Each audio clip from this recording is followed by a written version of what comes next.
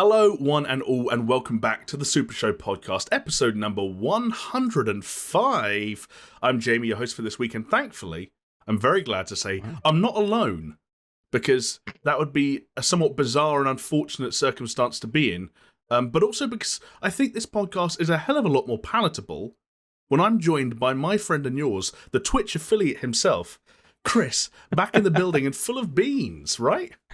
Hello. Well, definitely been a bit gassy today. Didn't need to have everyone hear that, but sure, full of beans. Yeah. So I was actually talking about your energy levels, not your fiber intake. That might have been where we're getting our wires crossed. But have you exhaled that gas from your body in one form or another? Have you ever seen the film Interstellar? Yes. I don't know where I'm going with that, but I'm fine, and I'm full of energy. Let's fucking... Something about your black hole being so big that Matthew McConaughey could get lost in there.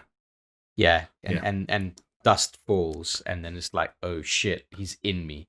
He's like inside of me. If you were writing that as a script, the word "in" would be in italics. He's in you.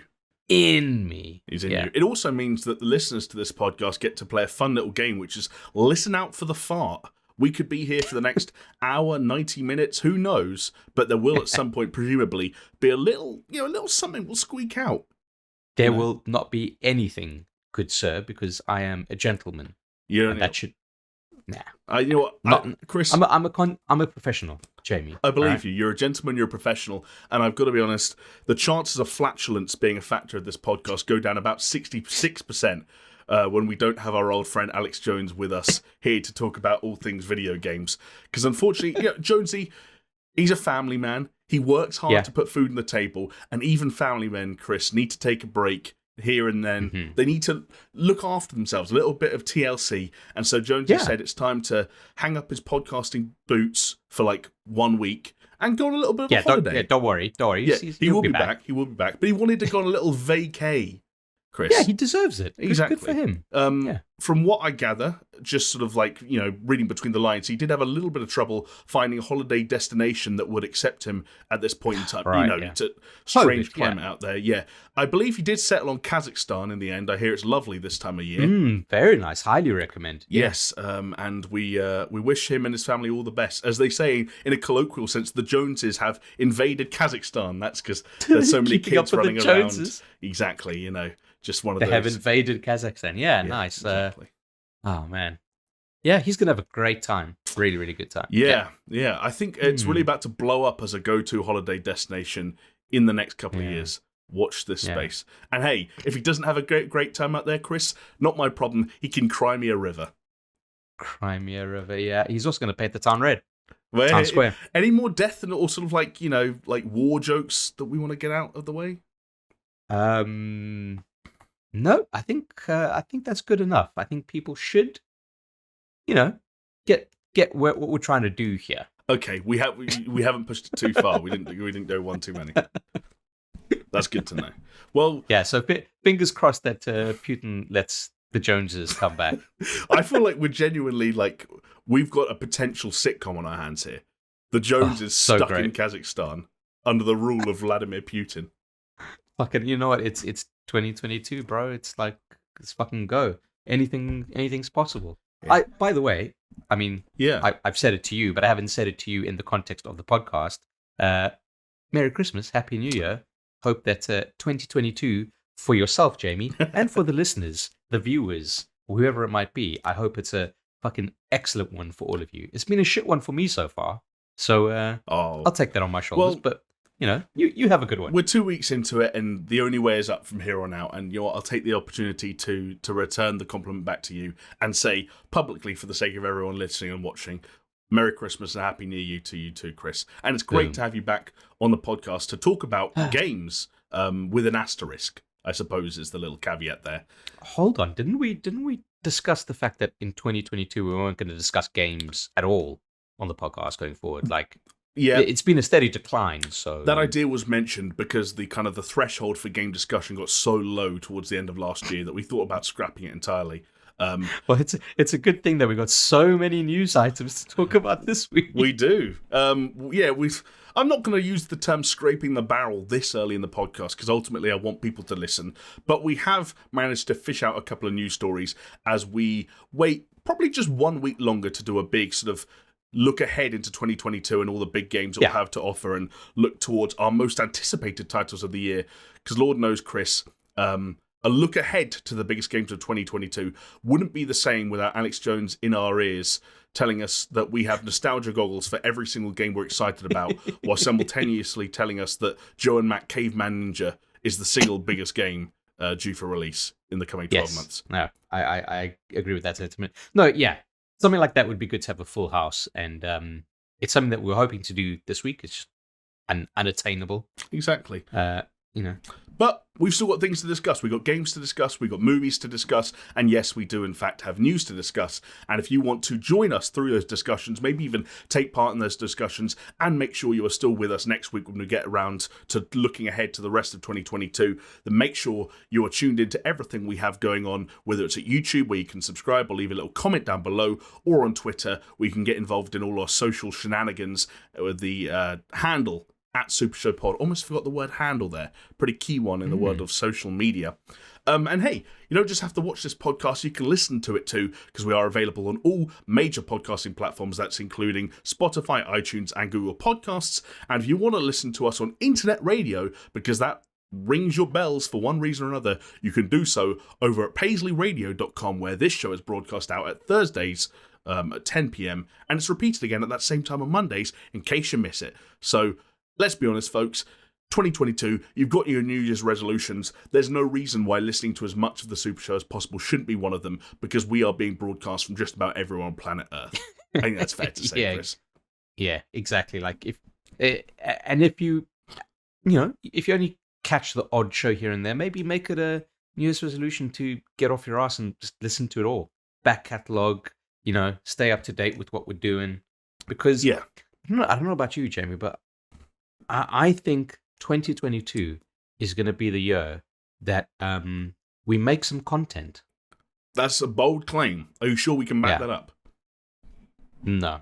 Yeah, see, me neither. It's us, after all. Do you know what, though? We've come very close to missing a podcast already this year, but we haven't actually missed a podcast yet this year, right? Or have we?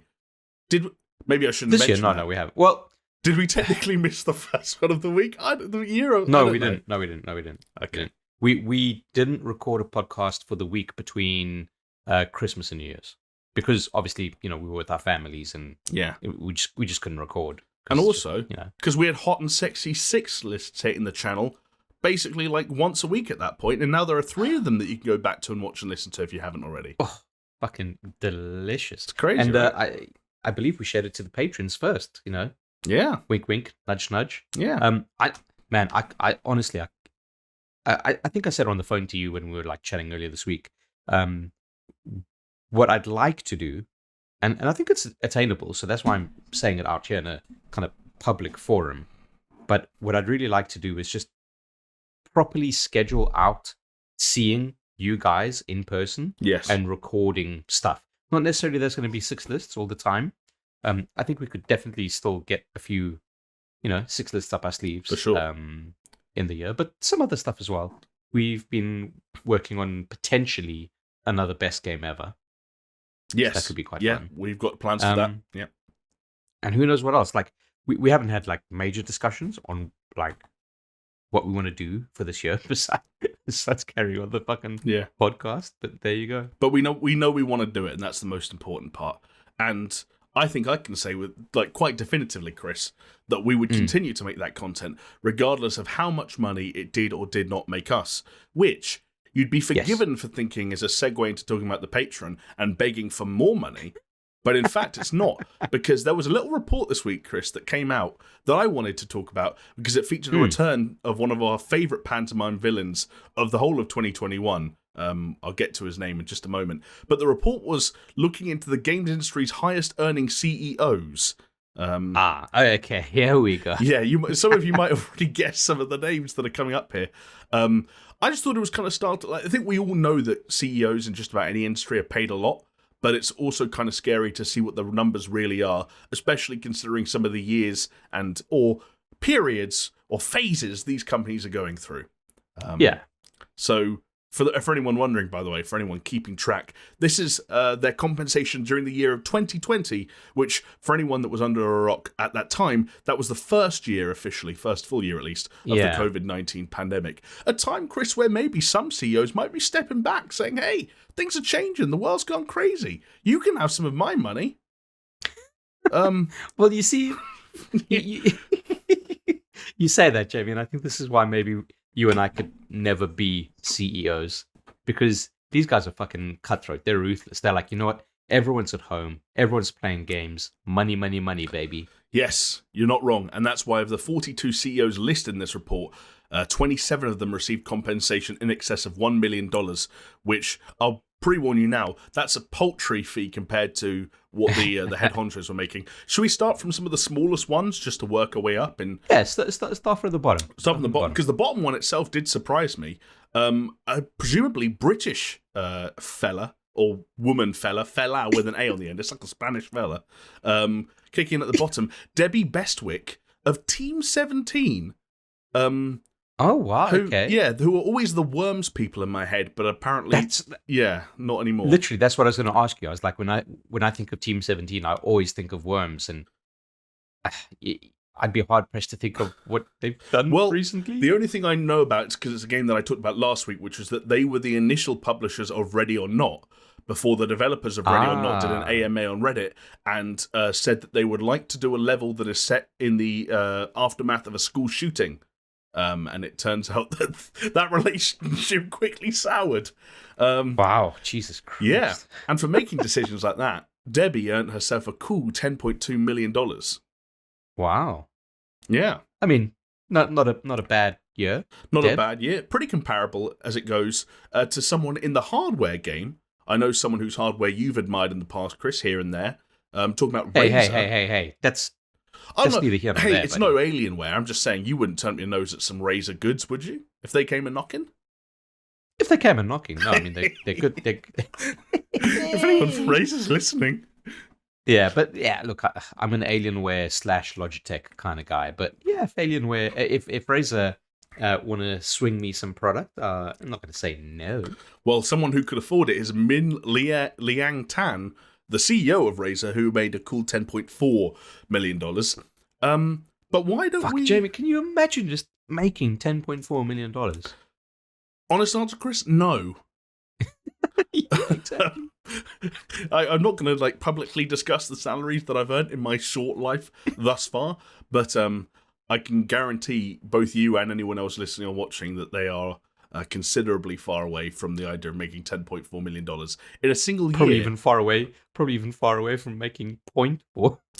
Oh, yeah, $0.4 million would still... I'd quit my job probably if I made $0.4 million in compensation. Hell yeah. I'd say I'll make a pledge right now if I have $0.4 million salary per year. Yeah, you guys are getting fucking 6 lists every single day. You heard it here first. Any millionaires, billionaires, even Min Liang herself or himself, I don't know. That's a him. That's a him. Yeah. If you're listening, you're only $400,000 away from 6 lists for life. It's a small price to pay. Isn't it crazy to think that the richest person, like Elon Musk, right? Mm. If he had to take what he earned in a minute of his day, that he could single-handedly resurrect and fund a resurgent ATG for the rest of our lives. He could resurrect and fund entire nations, let alone YouTube channels. There's a game. Yeah, but I'm being greedy here. Right, I see. Yeah, $1 billion could go a long way when it comes to running a YouTube channel, let alone living a life. That's mad. Crazy. Would you get into bed with Bezos though? Would you be happy to deal with the press? Oh yeah, I'd fuck with Bezos. I'd fuck with anyone. Oh yeah, again, Chris, you're really putting it out there tonight. I like it. Just saying. Hey, you know what? New year, new me, right? Fucking open for business. That's what I say. Big time. Do you know who else is open for business, as we'll get to later on in the show, in fact? Is the good folks at mobile developers Zynga, or Zynga. Oh. How would you pronounce that word? Zinger. Zinger. See, I've always said Zynga. Like a KFC zinger. Zinger.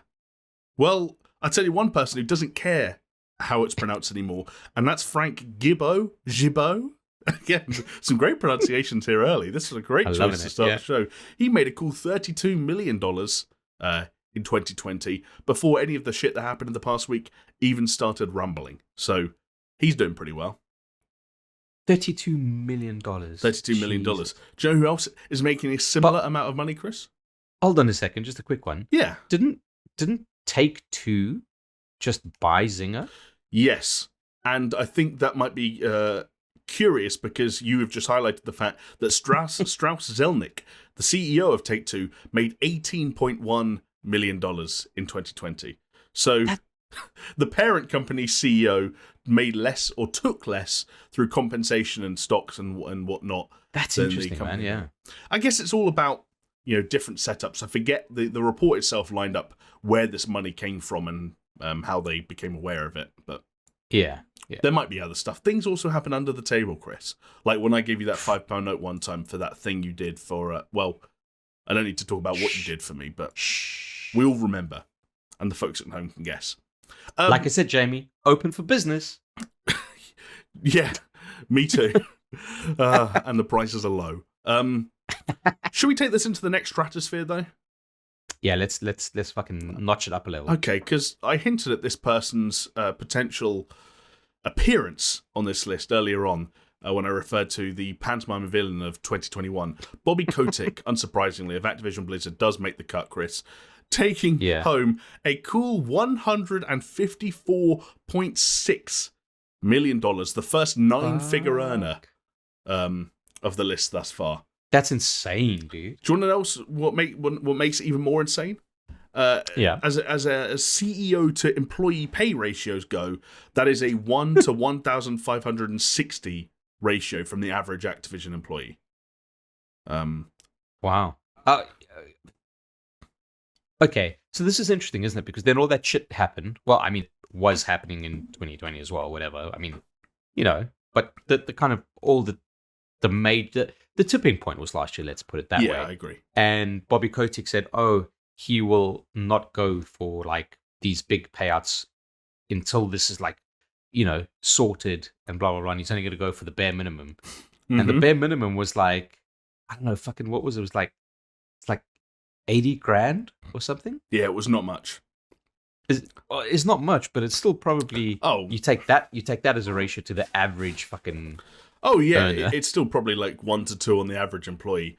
And it's much easier to not take compensation one year when you've taken $154 million the previous one. Like, he's probably still spending it. I don't know how many yachts he's bought lately, but... Man, yeah. It takes a little while to burn through. Funny enough, I was reading an article today about how the things that Nicolas Cage spent, there was a period where he spent $150 million, and it was like what he spent it on. Yeah. It's quite interesting. Yeah, and you know what? We can be grateful because he probably wouldn't be doing movies half as crazy as the ones he is doing if it wasn't for the taxes that he couldn't afford to pay. Yeah, exactly. I think at one point he owed the IRS like $14 million or something. Yeah.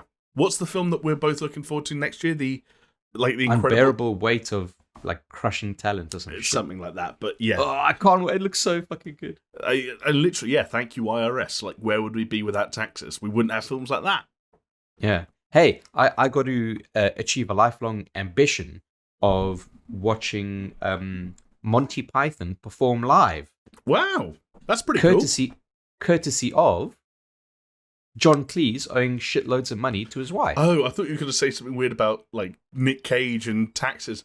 Was that a divorce settlement then? Yeah. Oh, yeah. I see. And it was a divorce. It was divorce settlement. Like she fucking took him to the bank, and he was like, "I need some money." So he called up his old pals. Like, what do you say we do a live tour? Yeah, let's get the band back together. And literally, I don't know much about the music industry, but if it works the same way for tours and like comedy and sort of all that other stuff, then live performances is a good way to make bank, as it turns out. Yeah. Well, good for him, man. But 154.6 million. Well, buckaroos. Yeah, but we haven't actually topped out the list yet, Chris. There is one more name I'd like to bring to the table. Who's bigger than fucking Bobby K, though? You'll be asking yourself the same question even after I say his name, because it's none other than Robert Anticol of the company Playtika, who made a cool $372 million, which is, we are now getting into a third of $1 billion, which, I mean, it's crazy money. It is crazy money. That is mad. I bet you that's like some mobile game development where they just fucking rinse their customers. It is a... Can I say one thing, though? Yeah. If we were like properly taking the time and care like we used to on our 6 list and doing edits, and you know what meme would pop up when you mentioned his name and the company? Can I guess? Yeah. Is it That's a Lot of Nuts?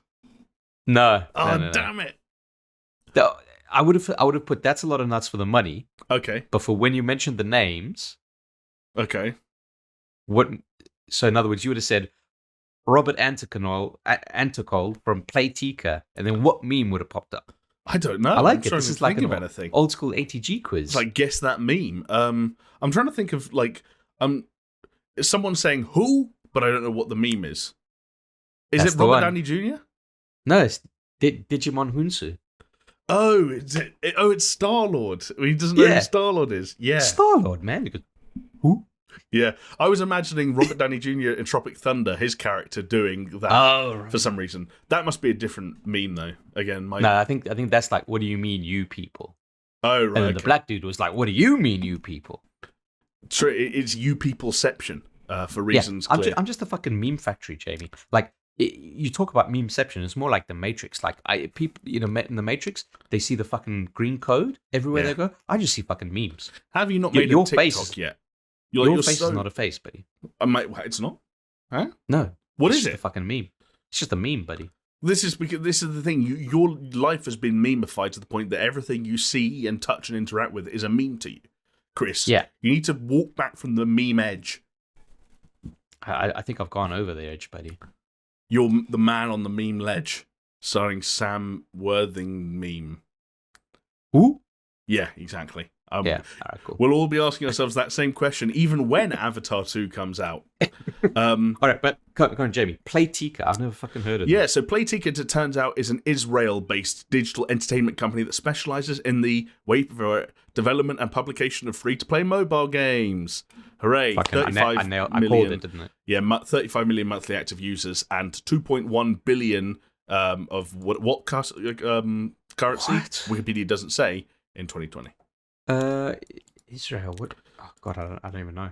I was going to say something, but I might turn out to be a bit racist, so I'm just not going to say it. You know, when Israel and possibly even Palestine, Chris, are involved, yeah, my advice, don't leave it. Look, I want to look it up because while you're looking that up, I will say that some of their better-known games include Best Fiends, Bingo Blitz, House of Best Fun. Fiends. We did a thing of Best Fiends on ATG. Yeah. And I was not being racist. It is actually the Israeli shekel.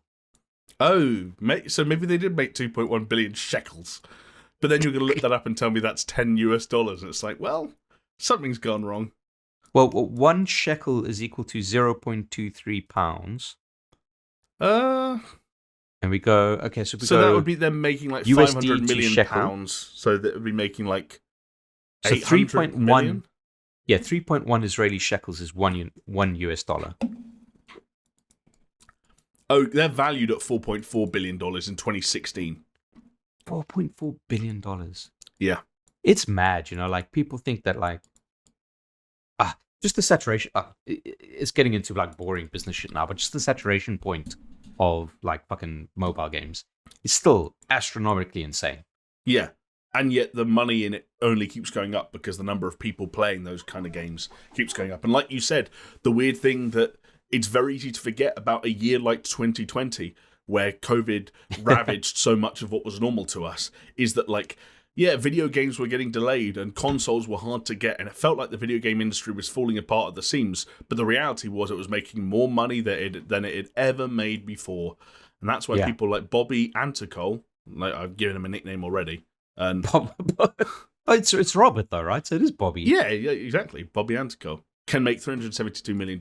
I will also say that Playtika donated catered meals and food to local communities to provide relief for the COVID-19 pandemic. So I guess good guy Robert and bad guy Bobby.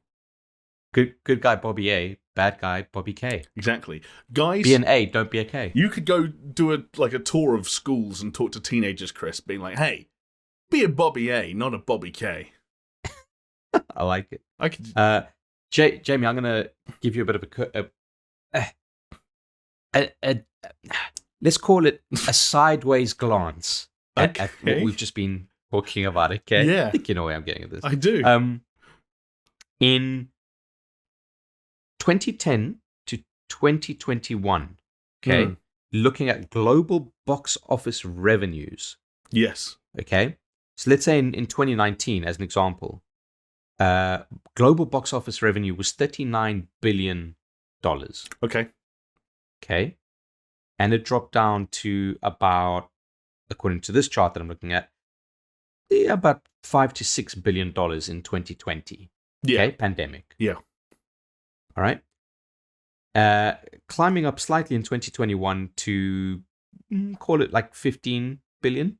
And that's probably off the back of, your James Bonds, your Spider-Man. Okay. So gaming revenue in 2021. Okay. Okay. I'm bracing myself.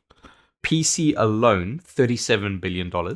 Okay, so PC alone rivaled a healthy, active, COVID-less film box office. Global. Exactly, yeah. Okay. Console, 50 billion. Okay. Yeah. Okay, and we're talking of fucking Playtika and all of them. Okay. Oh, God. 93 billion. It's unfathomable. Okay, so you take that all together, that's $180 billion the gaming industry was worth in 2021 compared to like the odd 15. Yeah. Crazy. Like fucking mad. So yeah, that just to put into perspective that we say like, people got on their games. People fucking got on their games. Yeah. And you know what? Like, I know this is a weird positive to draw from that. And I don't know if you noticed this as well, but I think it's interesting to talk about it in the immediate aftermath of Christmas and New Year's. But it's kind of fascinating meeting up with family and extended family that you only get to see once every year, and almost seeing them being forced to come round to the fact that you follow and like and are interested in and have at times even had your professional occupation tied to the success of an industry that is now, like, you can't take the piss out of games anymore.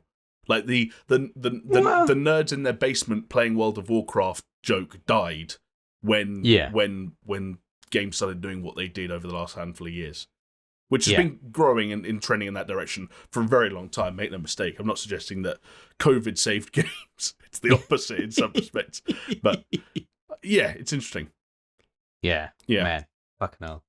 All like, just to put a cap on that, what I'm going to say is, I like money. I wish I had more of it. Yeah, I can second that. You'll hear more on us begging for money later on the show, but for now, Chris, how about a little comment of the week? Oh, love a fucking cheeky comment of the week. This, I mean, like, I know it's the 13th of January at the time of recording, but this is going to be one of the contenders for sort of comment or two-parter comment of maybe the entire year. Maybe of the Super Show. I honestly, I agree. I think we're in that kind of territory because this comes in from, let's just say, the artist formerly known as Damnate Cockburn. Well, hold on. Didn't you guys have? This was the one from last week. This individual did leave a comment last week, and in fact, it was read by our very own Alex Jones, whose interpretation, let's say, of the name. He basically thought that the only thing that this could possibly mean is, damn, I hate Cockburn. As in, and then you guys went on to say, like, who doesn't hate Cockburn? Yeah. We speculated in it being like rug burn on your cock, which would be a frustrating thing to experience. And yeah, damn, I would hate it too. Yeah. So how about I read the latest comment from this individual? This will make a lot more sense when I read it. Okay. Ha ha ha ha. Thanks, guys. First, I'm a woman. Oh, God. Okay. Second, fucking in it straight away. Yeah. Second, no one ever pronounces my name right, so don't worry, I'm not offended, which is good because for the sake of the joke, we did do that again this week, but that's what I'll say. Fair enough. I thought it was like some kind of a pseudonym or something, like not an actual name. You ready for it, Chris? Hit me. Davnat Coburn. Irish first name, Coburn. Scotch surname, Davnat Coburn. You heard it here first. Which you were saying to me before, what I basically said in the podcast last week, which is it's surreal seeing a name that you've read in your head and seen online for years actually getting substance and meaning. Yeah. There's a person behind the name, Jamie. We always got to remember that. There is a person behind the name. Diphthongs and Gaelic all rolled into one. Happy New Year, and little something for you, Chris. Hope Chris is feeling better soon. Hugs. Oh, wow. Thank you. I am feeling better. And that's all thanks to you, Davnat Coburn. There you go. Oh, man. I love this. But you know what makes it even better? Yeah. Was that it was Jonesy who read out the initial comments and just fucking got it totally wrong. Yeah. Oh, shit. What? The pennies just fucking dropped. Go on. I mean, there's 2 people on this podcast now. There's one Jonesy person. was shamed into going to Kazakhstan. This is it. He couldn't bear show his face this week after the calamitous error he made. Well, I think fair to say, this feels like one of those editorial things where they're like, last week we wrote an article that misspelled this person's name and we're here to apologize. So, yeah, sorry, Davnat Coburn, but, we're glad you're sticking with us and you weren't too offended. We appreciate it. Yeah, apologies. And yes, thank you for taking it lightly and correcting us in a very gentle and kind and endearing way. And also, I just feel better off for knowing now. I'm going to read it the right way in my head from this way forward. Shall we potentially mispronounce some more names, Chris? I mean, it's what I'm all about. I like doing it too, and one of the best ways to do it, and one of the best kinds of names to mispronounce, are the very people who make the show possible, because I'm sure they love it when we get their names wrong. And I'm, of course, talking about our very generous patrons who keep the lights on here at the Planet Super Show by supporting us over at patreon.com/Super Show, which is where we have set up a little system, a little scheme, where depending on how much money you decide to give us and how much money you decide to pledge, there are different tiers, and different tiers come with different rewards. Would you, for example, like to join the Super Show Discord and DM Jonesy? I know you would. You can do that for as little as $2 a month. Would you like to get your ears around some exclusive Patreon-only podcasts like Known Murderers and Full Frontal and After Dark, where we say things that are somehow even more abhorrent than we say on the regular podcast? Jesus Christ, yeah. You can do that. And those will be coming back soon, by the way. Just big time. Put that out there. 2022, a big year for trying to get cancelled. Watch this space. And you can hear us attempt to do so at the $5 tier. And there are even more tiers than that with even more rewards than that. So why not head over to patreon.com/Super Show, check out everything that's available and see if anything takes your fancy, and maybe you'd be helping us in the process. And in the meantime, I'd like to give some shout outs to some kind folk that are already supporting the Super Show on its somehow 2-year-plus long journey. Yeah. Jesus. Yeah, I know, pinch yourself, Chris, we really made it. I'm talking about Aaron Cameron, Athletic Gravy, Dark Silhouette, episode 85, 33 minutes, 20 seconds. It took 15 weeks for someone to get the joke. Thank you, Peter.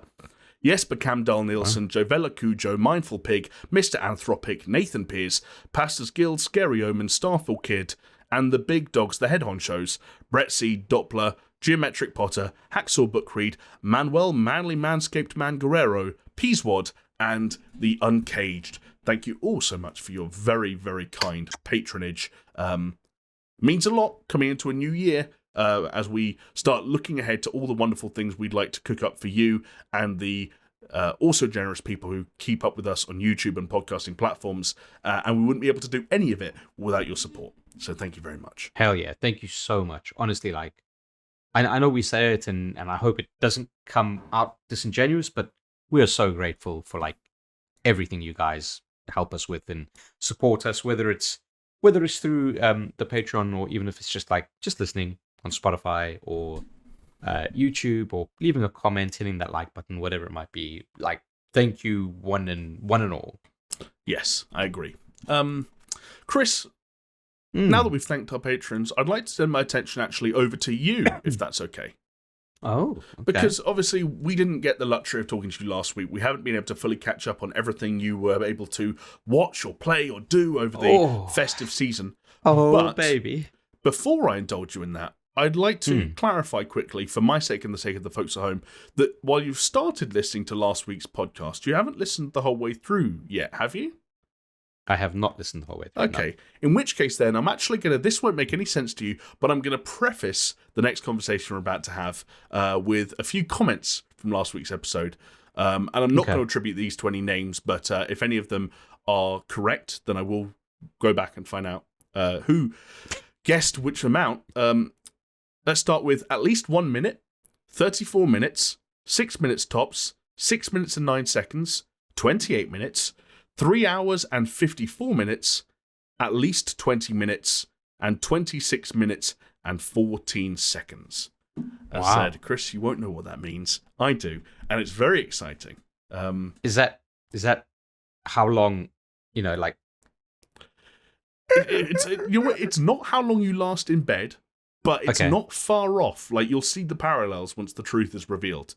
But now that I've said that, and now I want to put that to one side, sort of compartmentalize that, leave that there. Let's talk about games, shall we? Okay, let's talk about games. Fine. Well, there's movies and games and TV, so you want to talk about games first? I want to talk about games first. Okay, so I think I need to preface all of this with the fact that after Boxing Day, yes, I fell very, very, very, very, very ill. Right. Not with COVID, luckily, thankfully.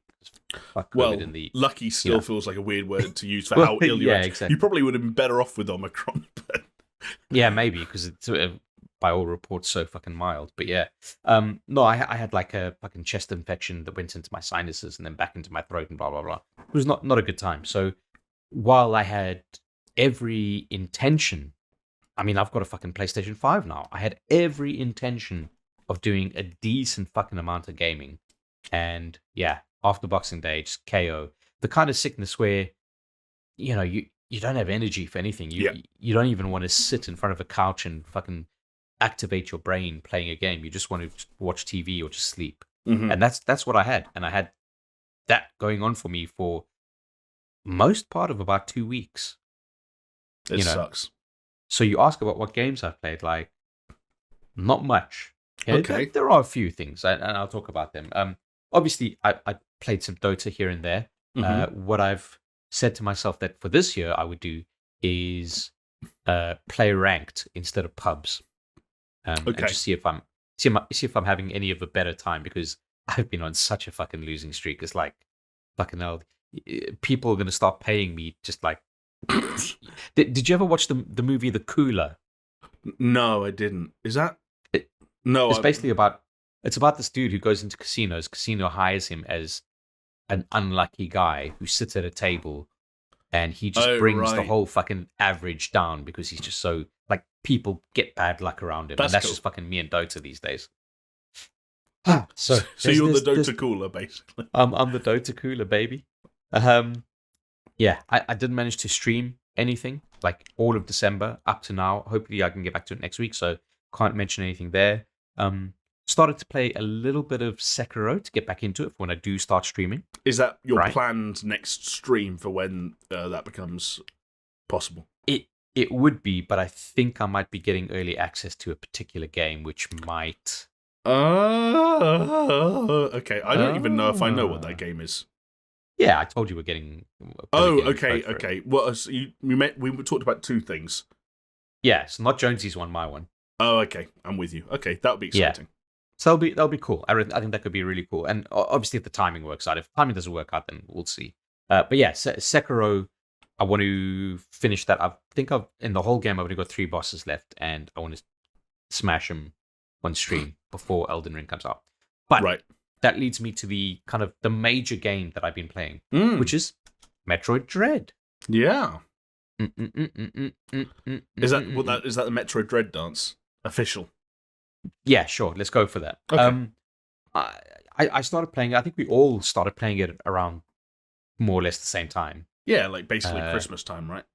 Yeah, exactly. I think we all kind of got it for Christmas. Yeah, more or less. I've not finished it. I'm gonna just put that out there. I'm maybe about 3/4 of the way through. I think you and me both about the same point. Oh right, okay, nice, decent. Yeah, I'm enjoying it. I'm enjoying it a lot. I think when I started it, I was kind of a lot hotter on it than I am now. Having gone through some of it, I think I've cooled on it a little bit. Okay, interesting. Yeah, I think I said to you, like, when I started playing it, I was like, this is a solid 8 out of 10 game. Yes. And I think now maybe it's like a 7 to 7.5. Interesting. Huh. But like on a proper scale, not like IGN 7. You know, like sure. I get you.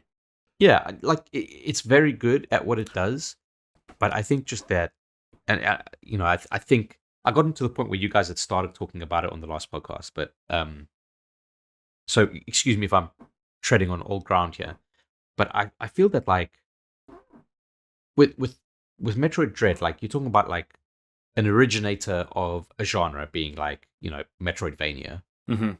And it's probably the purest kind of fucking form of Metroid that you can get. Like, obviously, a Metroid game is going to be the most Metroid game out there. Yeah. And I just think that formula, especially when you are so fucking like rigid to it, can get kind of, the further on you play the game, the more annoying it gets. Yes. If that makes sense. Yes, it does. Like all of that backtracking and the kind of like progress gating. And it is really good, but it can get a little bit annoying when you like... There was one point where I was stuck and I got over it eventually, and then Jonesy messaged me on the chat and he's like, oh, I'm stuck at this point. I'm like, I know exactly what point you're stuck in. Because literally, it was you get a power-up and it opened a gateway to one specific place in this massive sprawling map that then lets you continue. Yeah. And if you miss over that one fucking room, you're just going backwards and forwards, and you're like, what am I meant to do? Where am I supposed to go? Yeah, no, I get you. The routine I sort of fell into was every time I get a new ability, I immediately go to the map and see what within my general vicinity can I now go through using that, and that's generally the path. Yeah, but the problem is, but it's on another fucking biome. Yes, and when you have to jump sometimes to two different, like to one biome to then another, like, which you have to do. Yeah, like and it's not like. Have you got to the point where you get the infinite spin jumps yet? No. Okay. I think that's next. I think like I'm working on doing that. I've gotten to the part where there are 2 Chozo warriors that you need to kill.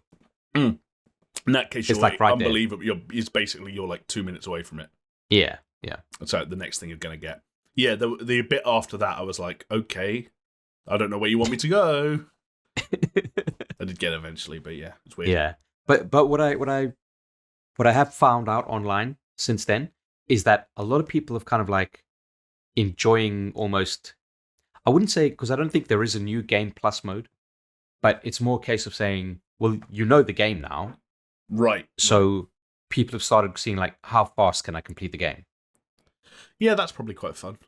And not necessarily in like, oh, I'm a fucking professional speedrunner. It's more a case of like, I know exactly what I got to do. I know how to do these things. I know the tricks to all the bosses. I know the timings. Let's see how fucking quick I can go. And people have gotten some respectable times, like beating the game in like less than 5 hours or 5 hours, whatever it is. Like not any percent runs, but like full on 100% runs. Right. Yeah. So it's interesting to see. But yeah, I'm enjoying it. Like I look forward to finishing that game. It'll probably be the first game that I finish this year, which will be nice.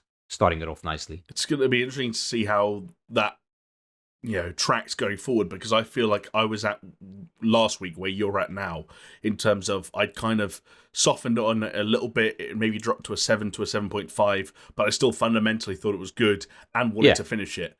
I'm much more negative than that now, 1 week on. But why? Because you played more, or because you just have not put it down and haven't picked it up? Because I played more, broadly speaking. Okay. But the amount I've played in terms of how much progress I've made since last week, and how many times I've had to, as you mentioned, pick it up and put it down to make that much progress, has kind of been the indicator to me to how much I'm really fundamentally not enjoying some elements of this game. Yeah. It's almost like if you imagine a cake, right? And let's say each boss equates to a slice of cake. Yes.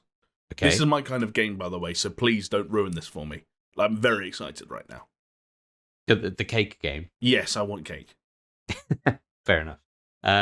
When I see you in real life, I'll make sure to bring you some cake. No, but like imagine the game is cake, right? Okay. Like Metroid is a cake, and each boss is a slice of cake, and it's not just the boss, but the boss and the progression around it, right? Yes. So up to the first boss, you got a really fucking massive slice of cake. Yes. You've explored a lot of the world. You've had a good time. You've unlocked some stuff. There's a boss. You kind of deal with it. Boom, you're good. Mm-hmm. Then the next boss, the cake slice is a little bit less. And about halfway through the game, those cake slices are like fractions. And then that's like the rest of that half of the game. It's fractions of fractions of fractions. So each time you go to a boss, you unlock something, you unlock a skill. That one single skill unlocks 1% of an area that then lets you progress. Right. So it's like less and less and less. It's like compoundedly less. Yes. And I think that's where it gets annoying for me. Yeah, I think we've come to similar conclusions via different means. The analogy that I was using in my own head this week was that I find Metroid Dread to be the video game equivalent of a toothache or an earache, which is, you know how toothaches and earaches are this strange kind of like almost out of body pain, this strange like numbing, pulsing pain that like it doesn't feel like a physical pain, like getting whacked in the shin or something like that. It feels like something ethereal that's like pulsing, and you're almost trying to like strain it and pull it to get rid of it, and it doesn't go. The frustration that I'm left with most of the time when I try and play Metroid Dread is the video game equivalent of a toothache or an earache. Jeez, I'm looking forward to have a fully qualified discussion about that game when we've all finished it, and I'd love even more to speak to some of the people who believe that that's a close to perfect game of the year contender, and so on and so forth. Because I think that there are arguments I'd make that aren't just about me and my tastes and how much I dislike it, but also that I think there are fundamental game design flaws buried within Metroid Dread that I'd love to chat about with some folks. Tell me about your enjoyment of the Emmys. Because you hated them. Well, like when you started the game, you're like, I can't fucking handle this. The funny thing is, at the start of the game, I was like, hang on a second. As an industry and as a community, Chris, we've spent the best part of the last 2 decades, especially as we shifted generations around the turn of the century, changing our perspective on stealth and what stealth could be and what stealth meant and the possibilities of stealth. And one of the things that became like a fucking blasphemous term, let alone a blasphemous feature in a video game in that same period of time, was the idea of insta-fail stealth sections. Insta-fail stealth became synonymous with bad stealth. Stealth where if you get caught, you're basically dead. Metroid Dread is full of insta-fail stealth sections and no one gives a shit. Like, why is it getting a pass for that? But if you get caught by an Emmy, you've got 2 chances to get out of it. The game does give you a chance to break free of the grasp of an enemy, should you get captured. But even the game makes it extremely clear that it is extremely hard to time right and is not designed to be done successfully every single time you're in that situation. Most people will probably get it 1 in every 10 times, if I had to guess, if that. Depending on certain other circumstances. And there were genuinely sequences where I was like, this is infuriating. Even the positioning and the movement of the Emmy doesn't seem to make sense. Like, this is you very much want me to be in the same room as this Emmy because you want me to hang from the ceiling or hide in that little corner and use the invisibility cloak feature you put in. Even though really I think it's more effective to run away from Emmys even after they're onto you than hiding from them. You won't let this Emmy leave this room. Why are you making me have an Emmy encounter underwater when you know I can't move underwater properly yet? Like, I'm moving at 2 miles an hour versus a variation of an Emmy that can freeze me from a distance. Like, who thought of this stuff? I hated that fucking Emmy. That was the worst Emmy for me. It's just dumb. Like, who was the person that thought, do you know what? Backtracking is kind of cool, potentially, in Metroidvanias, because you go back to that first area for the first time in fucking 3 hours, and you're like, oh my god, look at all the shit I've got, look at all the places I can go, look at all the extra 2 missiles I can pick up, because that's the only fucking improvement that we've hidden in our entire open world. And you get there, and it's like, oh, actually, some other story thing happened that changed the entire layout and the entire, like, the way this whole thing is structured. So actually, you still can't go and get any of those missile things that you felt like you couldn't get in the first 2 hours, because we found new ways to stop you going there, because we are simultaneously paranoid that you'll get lost, while also reluctant to ever tell you where to go. Like, to tell me why that makes sense. A game that utterly refuses, that is adamant that it will never directly tell you where to go, Chris, yet at the same time doesn't want you to get lost by blocking off doorways for arbitrary reasons every time you return to certain areas. That's Metroid, baby. Yeah, fuck Metroid then. Okay. Fuck Metroid. Fuck Metroid. Wow. But you know what, Chris? Jonesy talked about it last week. I hadn't played it yet, so I gave him the benefit of the doubt. He went light. Fuck bosses that have a phase that is essentially Flappy Bird. And I mean that in every, like, it's Flappy Bird. Because the defining feature of Flappy Bird was that it wasn't truly a platformer that was about jumping. It was about being able to gauge the upward momentum you had while jumping or the downward momentum you had while falling, and using that to travel through the gaps in the pipes. Metroid does the exact same fucking thing. It was a bad idea then, it's a bad idea now, making it a part of a boss in a game that already has ludicrous difficulty spikes as a result of those bosses that completely disrupt the flow of your stupid fucking game to begin with, is a bad idea. And I don't really want anyone to even try and tell me otherwise, because they're wrong. I love this. I love it. Oh, man. So are you planning on finishing Metroid? Yeah, probably. Okay. Because I want to feel, this is going to make me sound so fucking cynical and nasty, but that's the kind of person I am. I want to be as qualified as I possibly can be to shit on this game for years to come. That's fair. That's fair. It's a good game, but it's a fucking Metroid game. Like, it's one of those fucking things, man. It's like, if you don't like, it's almost like what I said about Legend of Zelda. That, like, that series, I love it, but it rubs me the wrong way in pretty much all of the entries except for Breath of the Wild. Totally, I can get that. And what's so interesting about it is Breath of the Wild. What it did is it took away all the bullshit that I hated from Zelda games and just left the good stuff, and obviously added in its own ideas. And I think that's why I fucking loved it, and that's why it's like one of my top games. And I like Metroid needs that moment, you know, like I liked Metroid Prime, okay, the trilogy, but I still have it. It's changing the perspective doesn't change the core fundamentals of what they thought makes a Metroid game. But can you imagine if Metroid Dread was that Metroid game where they went back to the drawing board and they said, this was the original vision for it, and now we have the technology for it, rather than saying, well, this is how we've always done it. It'd be very interesting to think about something like that, and maybe we get closer to that in the future. I don't know.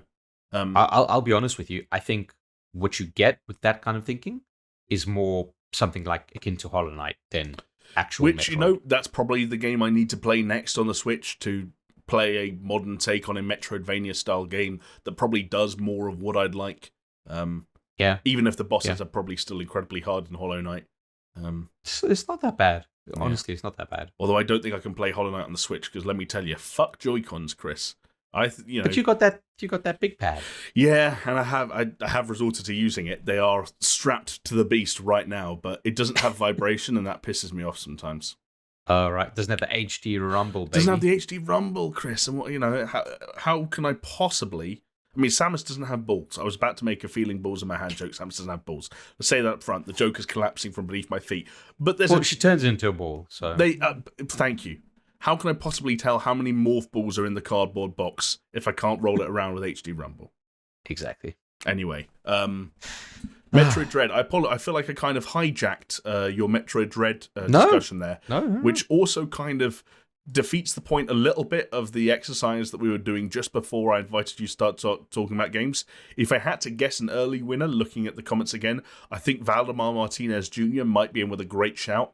He said at least 20 minutes, but I have to get the official. Is this how long we were talking about Metroid Dread? Yeah, you got it. The joke was last week that the Super Show Classic is all three of us will do or play a thing, but like 1 week apart, so it ends up coming up once every week. And so we were joking last week about how that episode was going to be taken up with Jonesy and I arguing about Metroid Dread. In the end, we didn't argue that much because we agreed. All three of us agree, weirdly enough, for the most part. And then the joke at the end of the podcast was, how much additional time will we talk about Metroid Dread next week? And it was my fault. So, Well, here's a question, though. This a question, more statement. This is how you know the world has gone to shit. Okay? Okay. All three of us managed to play a single-player game all at the same time, and Alex Jones is the one to finish it. Ugh. That's the most depressing thing I've ever heard you say in my life. Fair play, Jonesy. He puts in the work. He does put in the work, yeah, he does, and he seems to mysteriously be able to get things like this done. Like, he's probably going to come back on next week, and fuck knows what he'll have finished, but he'll have done something bizarre, I'm sure. He would have finished Vanguard, I'm sure. Yeah, but that Vanguard's not that long. Yeah. I finished Life is Strange True Colors, and the game I have been playing this week is probably a bit too much for 1 week, but I'll get there. Anyway, there's more to your festive period, though, Chris, than just Metroid. We've spoken so much about Metroid Dread, like, fucking hell, we've got to get this moving on. Yeah, so on Boxing Day, I saw Spider-Man. Okay. And that's potentially where I got my fucking infection from. Was it worth it, then? That's the question. I enjoyed Spider-Man. Like, I feel like this new trilogy of Spider-Mans,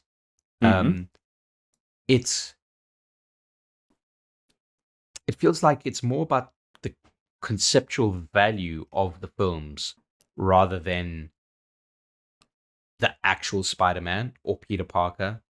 Whereas the other films were maybe like, no, it's fucking you're there for Peter Parker. Whereas with these ones, it's more, and you're there for Spider-Man.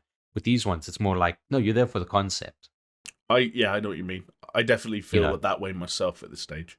Yeah. I really enjoyed it for what it's worth. I don't know, we can't talk about spoilers, can we? I mean, probably it's all over the internet, but yeah, it's probably a bit too soon still, even though I think anyway, some things happen in the thing, and at one stage, like I got a little bit, 2 points in that film actually.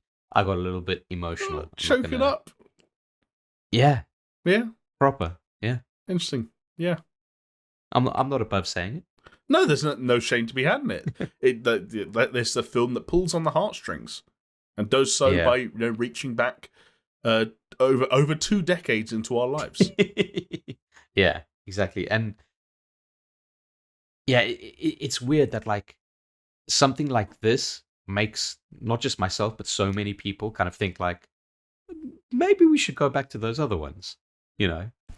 Like to watch them or to like bring them back and make more of them. Back. Yeah, bring them back. Maybe it's funny. It's a fascinating kind of thing. It's almost like a new form of nostalgia. Interesting, yeah. It's like future nostalgia or something. I don't know. Anyway, but yeah, you guys saw The Matrix. I didn't see The Matrix. I was fully planning to, but I was pretty much bedridden, so couldn't do much about that. And now I'm back at work, so who the fuck knows when I'm going to have to see The Matrix. I may have to get a VPN and, True, actually. No, get a sponsor. No, sorry, you're going to get a VPN to watch it legally via HBO Max, available in the United States and Canada and certain European nations. Correct. So. There we go. No, so yeah, we're on the same wavelength. But curious, I'm kind of curious to know what you think. Like, Spider-Man's one of those, I saw Spider-Man as well over Christmas, and it's like, there's no real, not in a negative way, there's not a big argument or discussion to be had about Spider-Man. I thought it was fine. But, like, even that is like, it's a good fine. Yeah. What was nice is returning to the cinema with Spider-Man to begin with. That was really nice. Yeah. And also that our cinema was quite, like, fun. Like the audience, like, okay. Oh, that kind of thing. Not like overly fucking nerdish or anything like that, but it was just like, it was a good crowd. That helps with those movies. I remember seeing both Spider-Man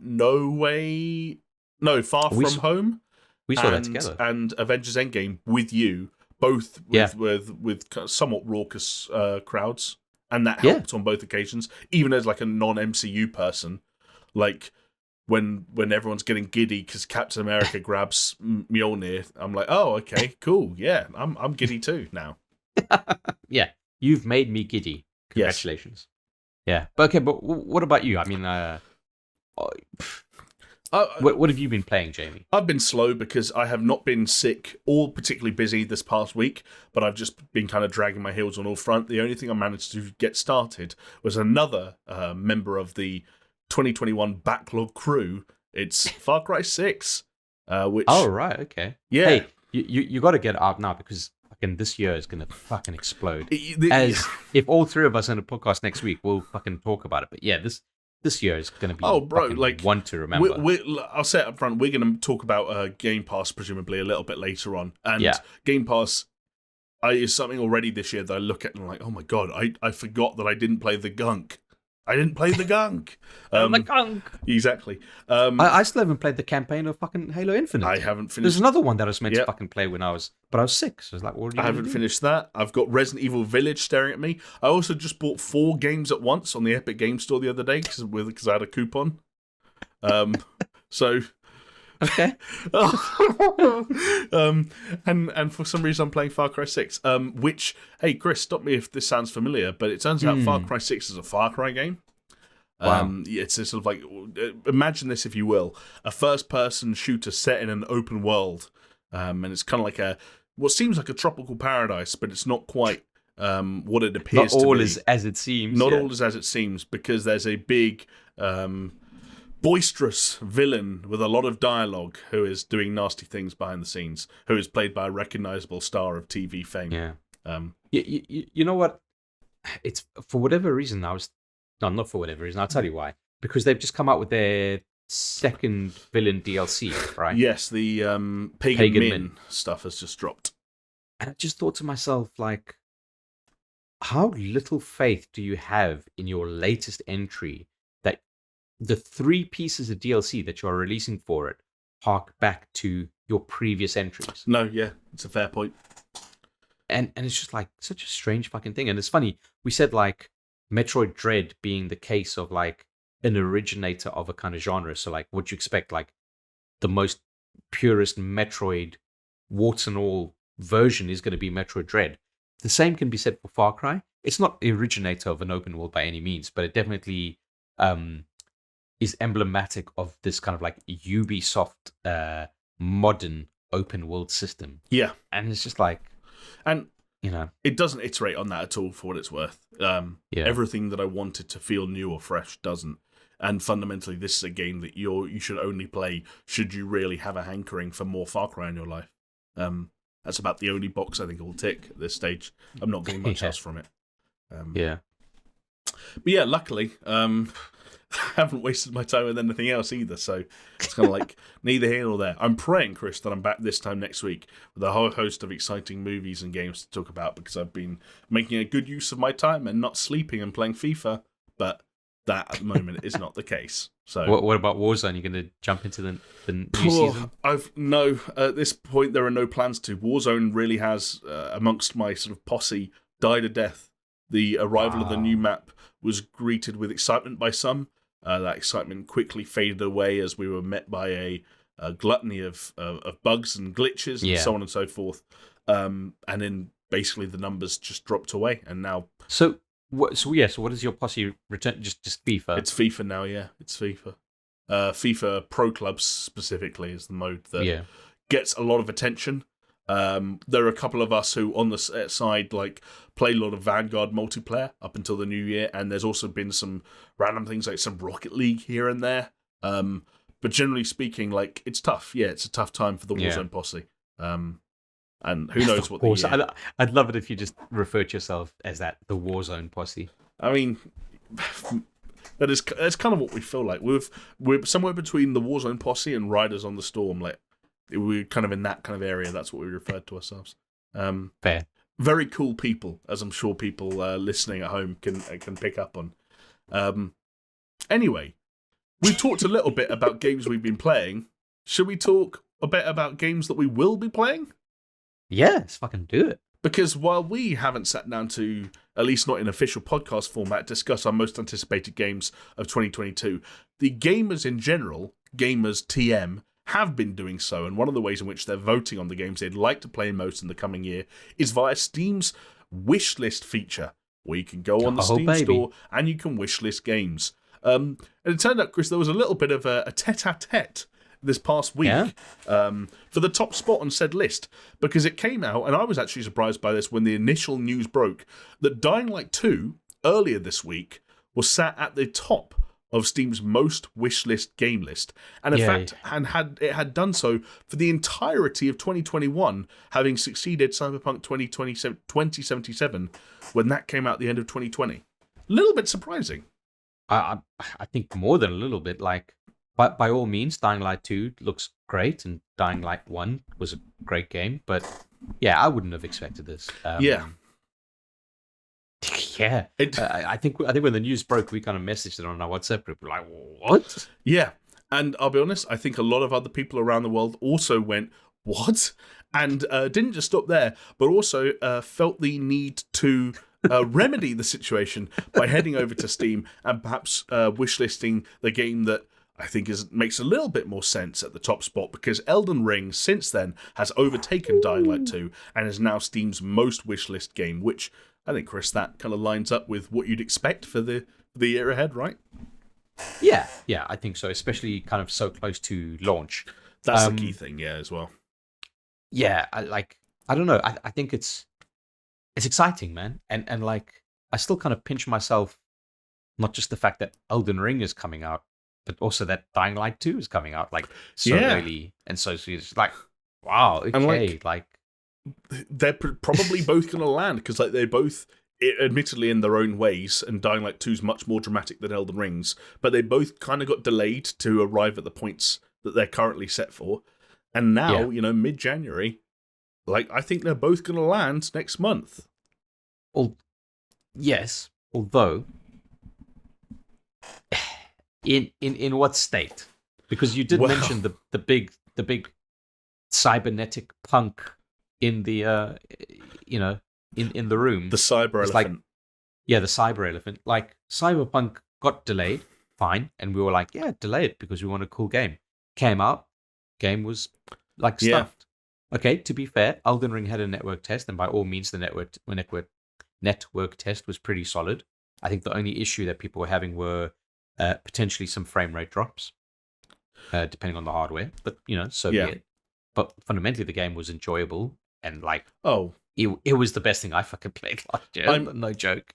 And not to gas you up, but I'm pretty confident in saying that Elden Ring will be one of the most popular, best-selling, and critically acclaimed games of the. I can't see Elden Ring going wrong. Sorry, yeah. Elden Ring. I can't see Elden Ring going wrong. That's hard to say. Yeah, no. I think it's. I agree with you, but more saying it for the benefit of Dying Light 2. Like, yes. By all means, I want it to be fucking good, and I want it to be better than good, because I think Techland, they seem to put a lot of work into it, and it seems like they're ready to kind of jump up to that next level.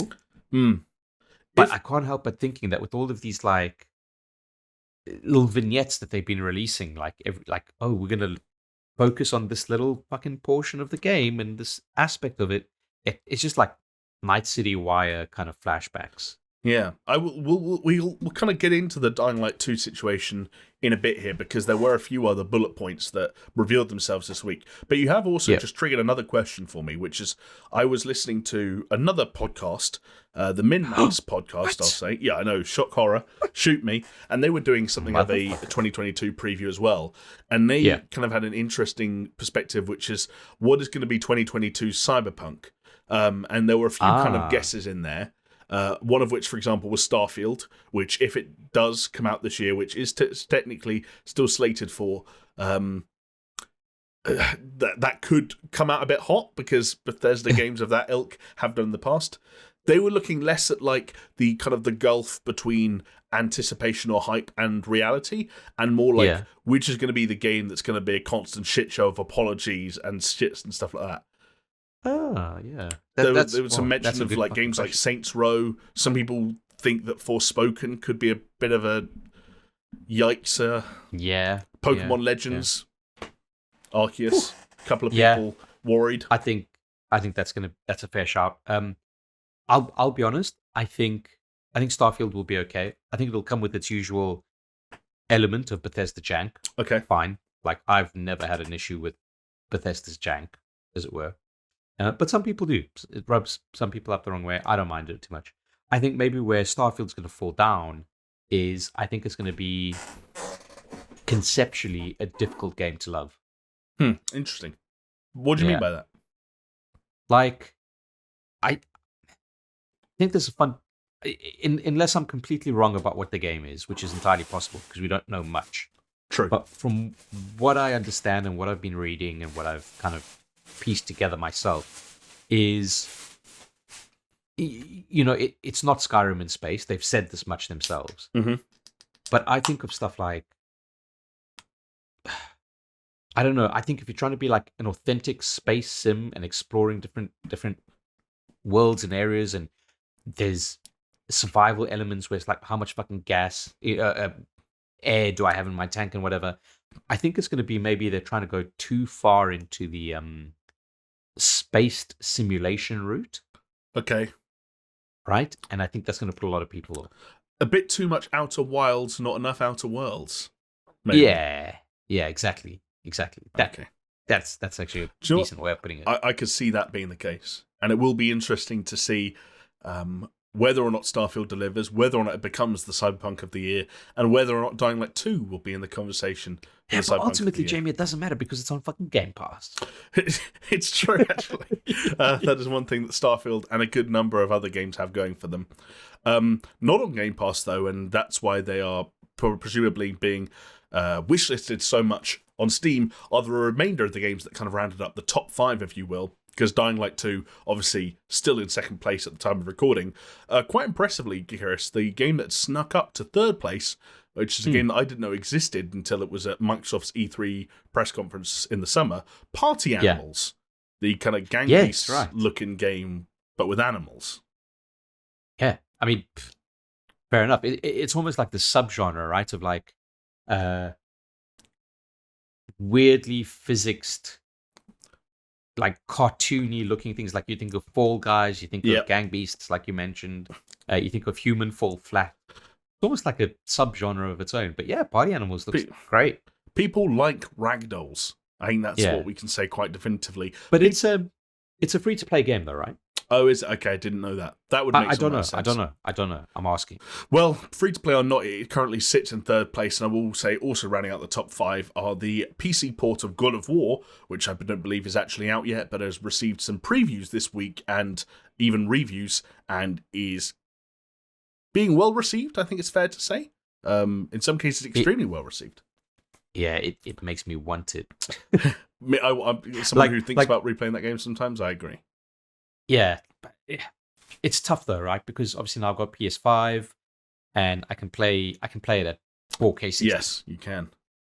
But there's always that, like, it's more knobs to kind of turn. Yeah, right? No, I get you. When it's on PC. Yeah. And those knobs feel good. I need those knobs. They feel fucking great.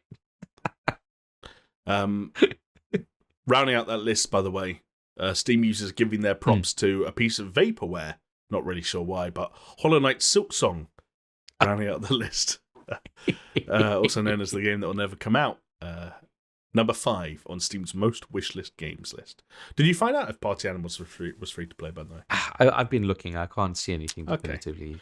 Well, Chris, the good news is that even if Hollow Knight Silksong might take a long time to come out, we have plenty to do in the meantime, as Techland kindly reminded us this week, because going back to Dying Light 2, there is one other thing I wanted to mention. They raised both headlines and eyebrows earlier this week when they tweeted out that it would take 500 hours to, in their own words, fully complete Dying Light 2, which was another one of many tweets this week that we shared in our WhatsApp group to incredulous responses, I think it's fair to say. Yeah. Now, it was kind of like, there's that saying, right? Like fucking weird flex, but okay. Right, exactly. Especially like, I just felt like we as a people had unanimously moved past the bigger equals better debate when it came to game length. Yeah, like very few people actively want a 500-hour long game anymore. Yeah. Now, They have since clarified that this 500-hour time referred to a 100% completion rate, and they said to complete the main story, it would take just 20 hours, which I think is a little bit more in line with expectations. Although I will say, it's funny, I don't usually read Jonesy's tweets and replies to tweets, just the tweets that he puts himself. When the 500 hours propaganda was being spread, he didn't stop Jonesy replying and pledging to spend a month ignoring his family and playing while he was eating to ensure that he could finish Dying Light 2 in its entirety. I get the sentiment. Like I've prepped my wife. I said when Elden Ring drops, she's going to be a widow. Like she's not going to see me. I'm not a father anymore from that day. Yeah. But it is kind of weird though, right? Because if you think like, how long would it take you to 100% Skyrim?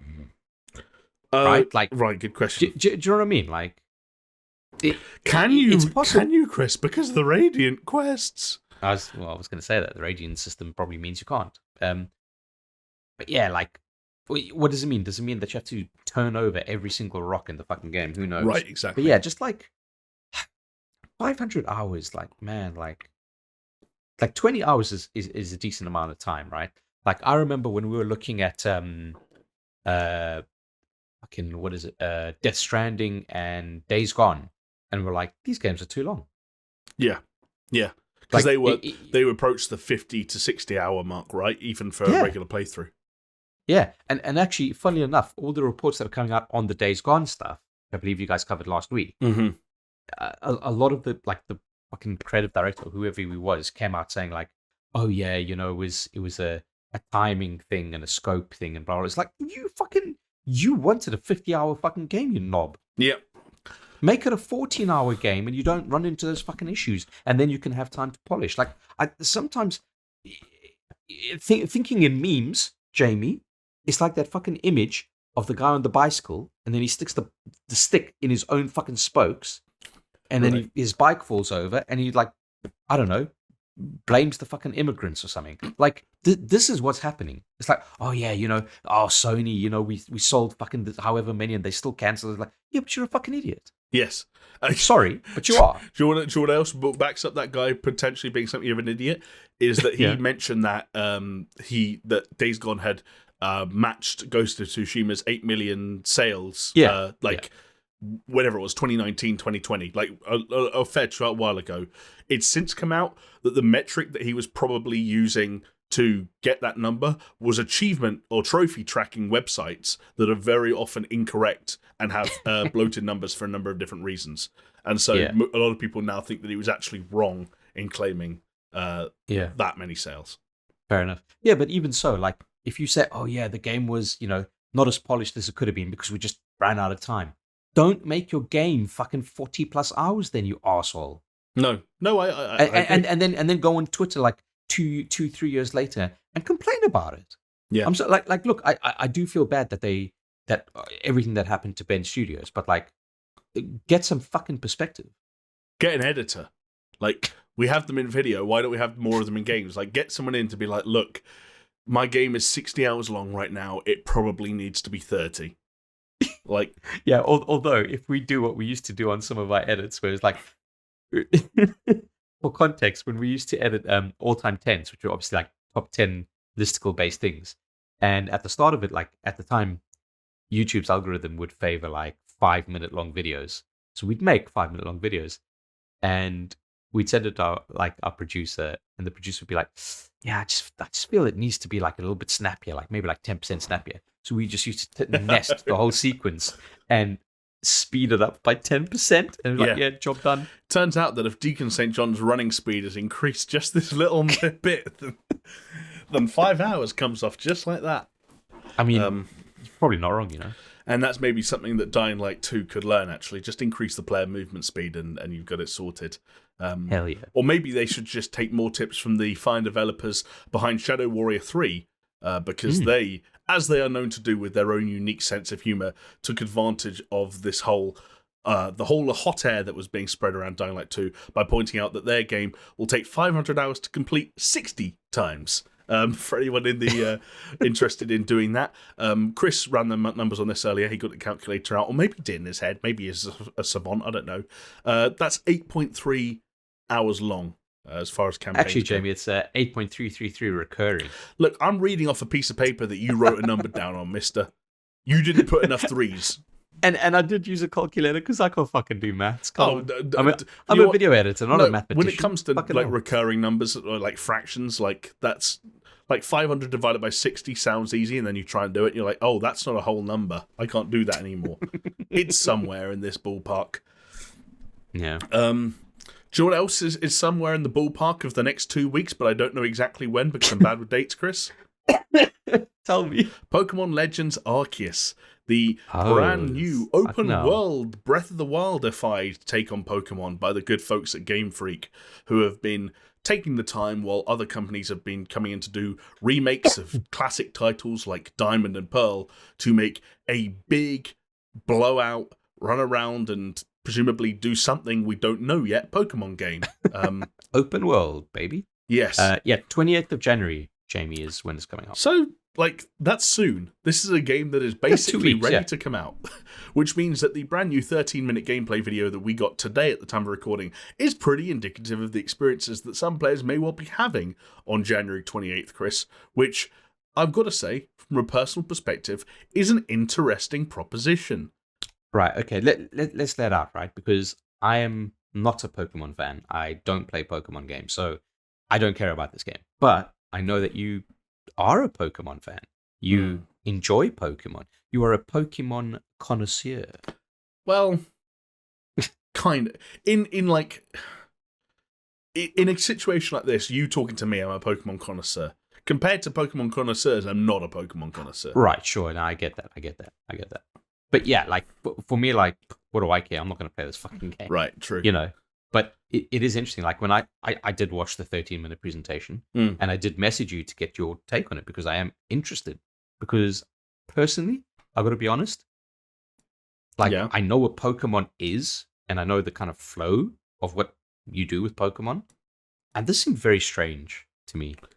Yeah. Very kind of weird. Strange is a good word for it. I think the conflict for me largely lies in the fact that some form of open world 3D Pokemon game of this kind has been something that players such as myself have wanted for an extremely long time. It was very hard, especially in the days of the Game Boy and the Game Boy Color titles back in the 90s, to not imagine Pokemon providing experience something like this at some point in the future. And they've kind of bordered on it. There were a few games, like, for example, on the GameCube and the Wii, and I think maybe on the Wii U, that kind of flirted with more, a 3D presentation. And obviously there were elements in, was it Sun and Moon? Or Sword and Shield, rather, the last actually made for Switch games that had areas specifically where you could sort of like roam around and there was 3D camera controls. This is them clearly building out on some of those ideas and applying. I know it's a bit of a meme to say this, but genuinely they are applying a bit of a Breath of the Wild style feel to both the open world and the exploration within it. Dude, even down to some of the fucking sound effects that were happening. I was like, that's from fucking. I was like, that's a Breath of the Wild fucking sound effect. What's going on here? No, it's true. Like, there are some memes that we're just going to have to get used to the fact that they more and more they are appropriate. Some open world games are genuinely like Breath of the Wild. Some animated games do genuinely have Pixar-like graphics. I know it's a meme, but it's also true.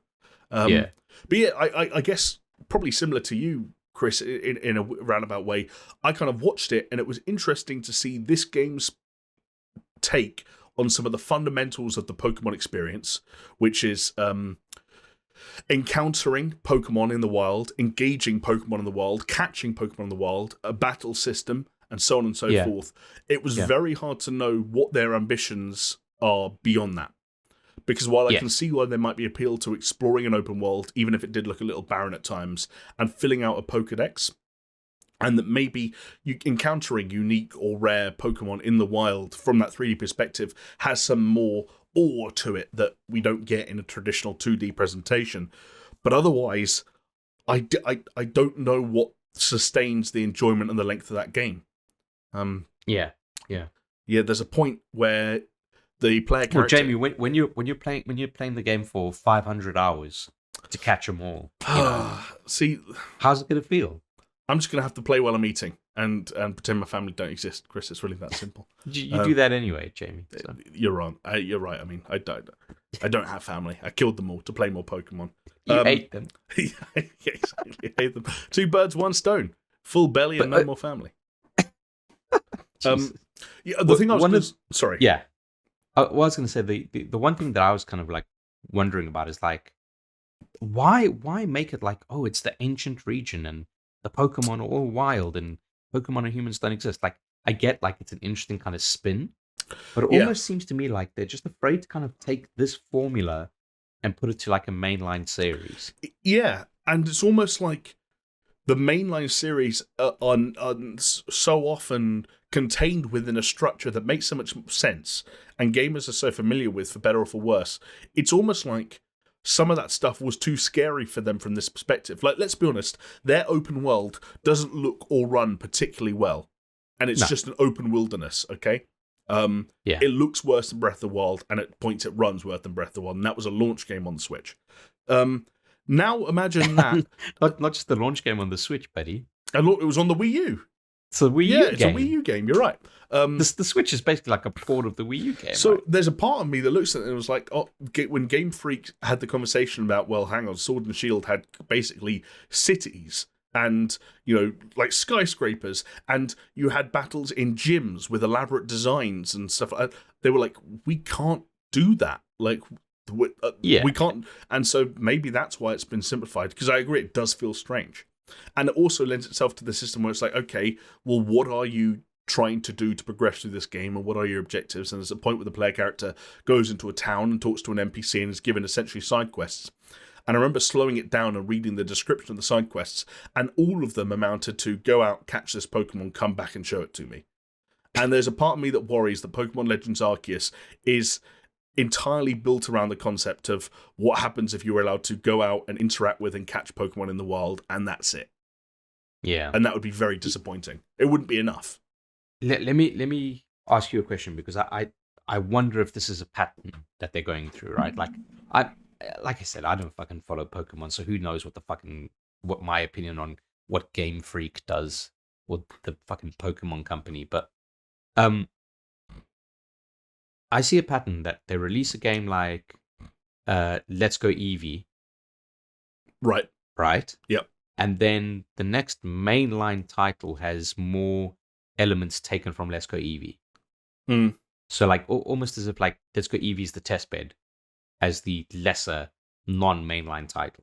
Right. Is this purely a test bed for the next mainline title to be like this? But hey, yeah, guess what, guys? It's fucking cities and shit, because that's what we maybe giving ourselves time to do. But like, test beds aren't successful if everyone hates them. That's the problem they're going to have. And also, like, test beds aren't successful if people go, look, there's something here, but this gives us no confidence that Game Freak are the people to do it. And that's but the thing. Sorry.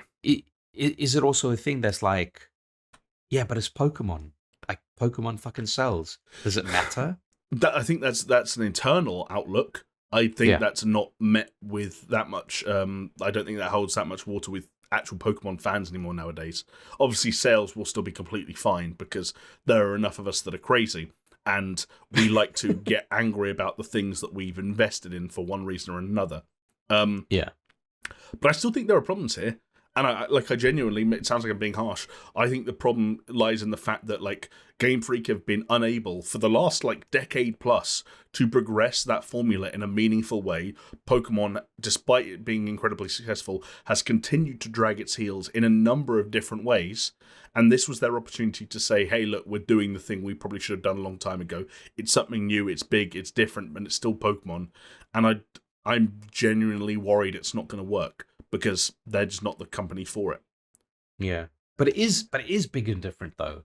Maybe. It's big and different, and I give them credit for doing it.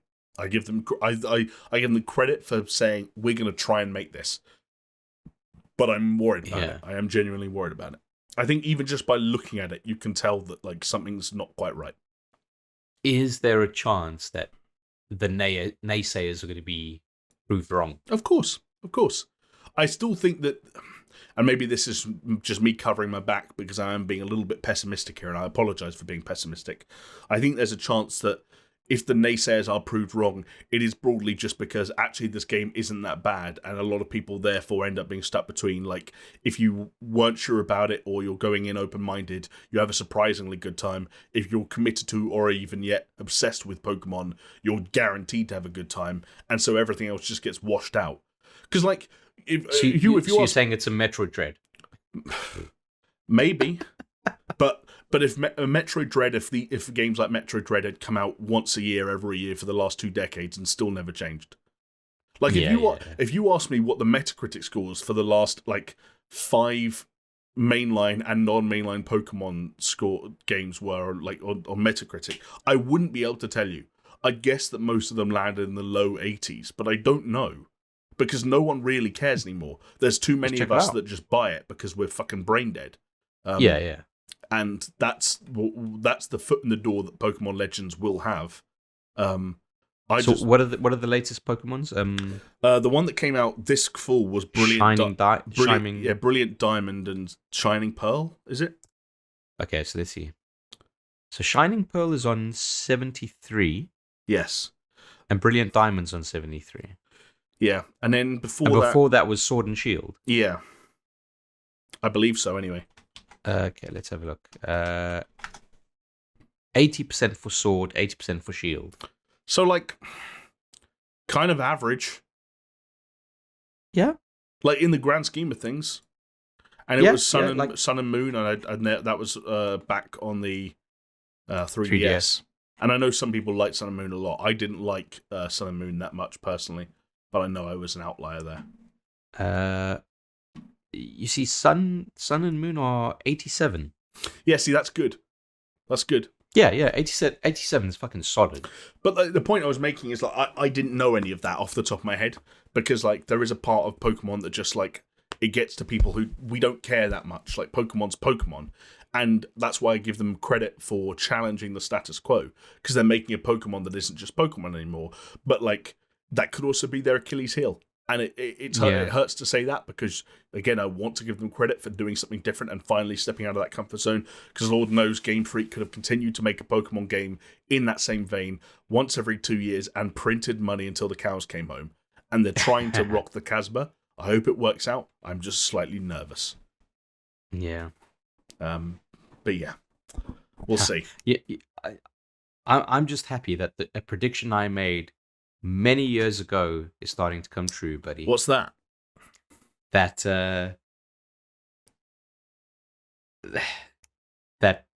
Breath of the Wild was going to be such an influential game that so many games are going to start trying to emulate it.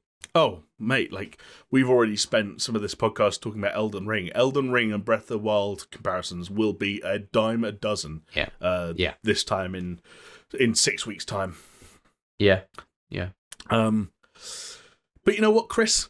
No matter how well received games like Elden Ring and Pokémon Legends Arceus are, we don't always have to buy our games, because some people out there in the industry are just crazy enough to basically give us them for free. Just about, yeah. Just about. We have to pay for the privilege, but it works out in the long run, as is often the case with Game Pass, the subscription service provided. It's the weekly Game Pass shill. Yeah, still somehow not sponsored, but you'll be forgiven for thinking otherwise by the end of this segment. I think it's just worth noting, Chris, though, that, you know, look, obviously the games industry is getting pretty hot and heavy quite early on in the year. There's a number of heavy hitters coming out in both January and February, but Game Pass aren't letting themselves lag behind the rest of the industry and other major paid releases, because they are coming with their own heavy hitters. We've already had a number of, like, we had a decent start to the year. We're talking about games like the Mass Effect Legendary Edition, a big deal for some people, came to Game Pass earlier this year. Co-op shooter The Anacrusis and Spelunky 2 launched today at the time of recording.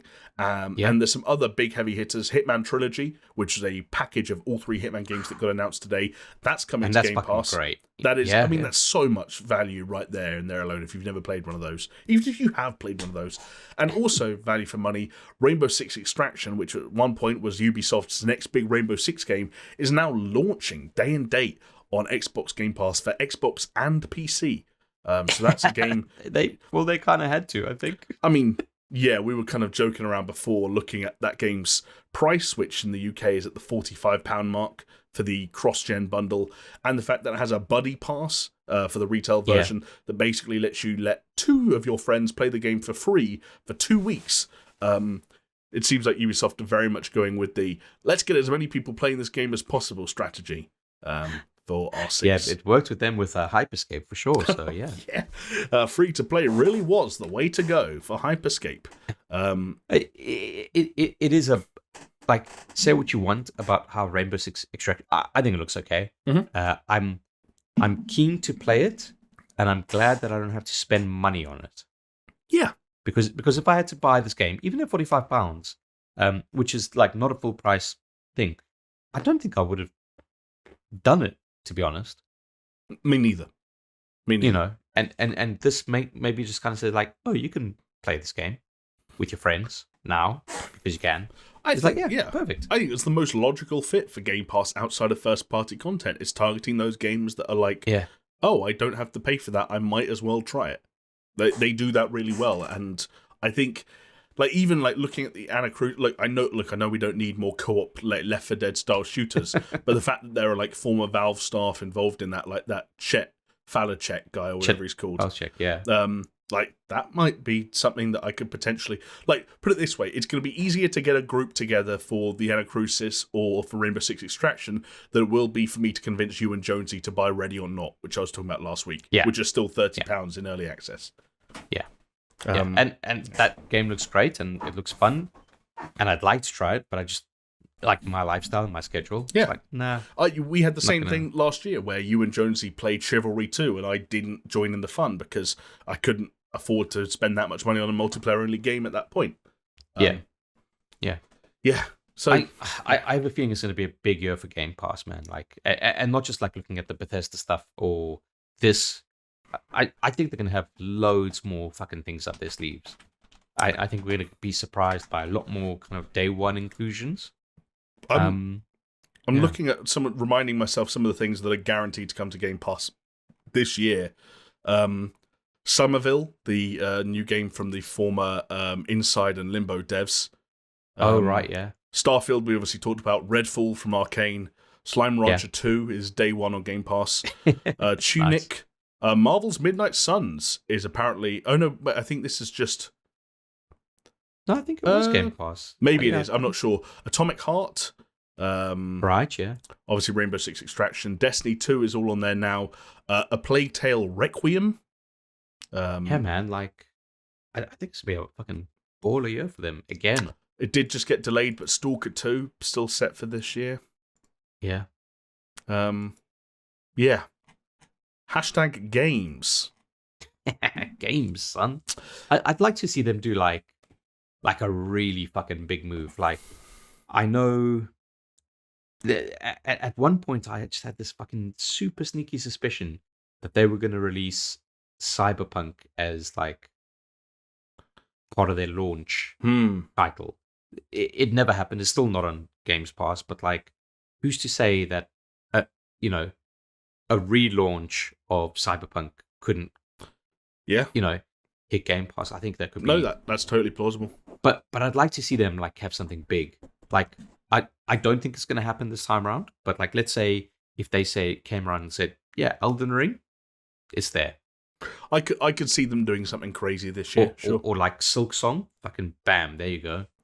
Yeah, I don't know what it's going to be, but yeah, the idea of Microsoft, like, I mean, these guys spent billions of dollars on Bethesda, and one thing, if we're listening to the podcast and recording this podcast in the last year or so, is that acquisitions are still the talk of the town, because it turns out, COVID's good for business. People have cash to burn, and, even Sony, like, they're making smaller acquisitions, but, every company that published a good game on PlayStation last year exclusively got bought, Yeah. It's a good time to be one of those devs. Exactly. I you know what I'd really like to see? I'd like to see Activision Blizzard burn so much that Microsoft swoop in and take Blizzard away from Activision. Can you imagine if Microsoft buy the rights to buy out Blizzard and their IP and like Overwatch becomes like a Microsoft Game Studios published title. It would be crazy, but it would Game actually Pass. be perfect, wouldn't it? And that would mean our Overwatch Lego would actually come out. Did you see that news story? Yeah, I did. Jesus Christ, yeah. People are distancing themselves from Blizzard stuff, man, because, hey, guess what? They've been fucking quiet in the news, but that doesn't mean that they're better.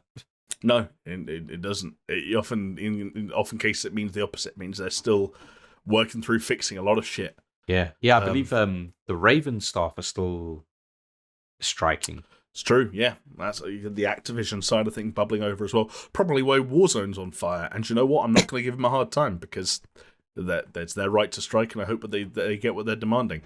Yeah, absolutely. Man. Talking, though, about Game Pass and about all the things that they have lined up, even if they don't pull out some crazy Uno reverse card of a move and publish something crazy day one. I'd put money on the fact that they will have at least one, like, Uno fucking reverse card. Okay, well then let me ask you this, Mr. Gambler.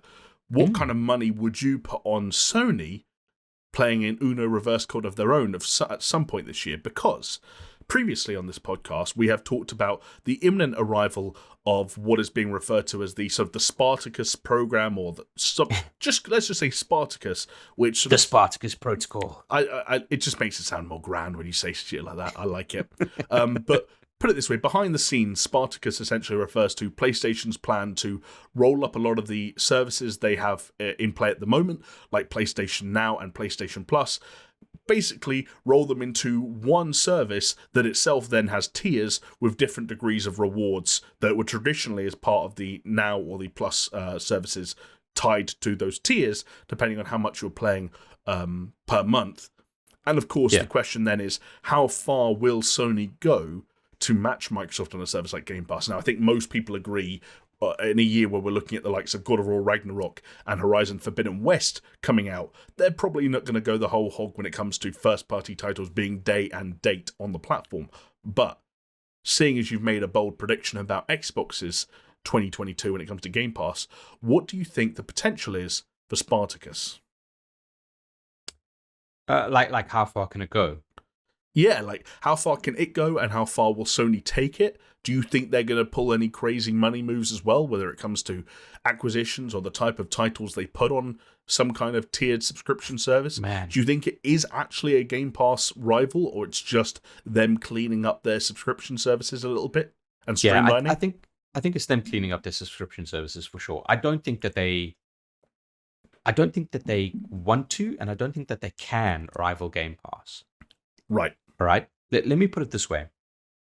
Microsoft and Xbox, by extension, right, needed to launch Game Pass. They needed to. They needed to do that.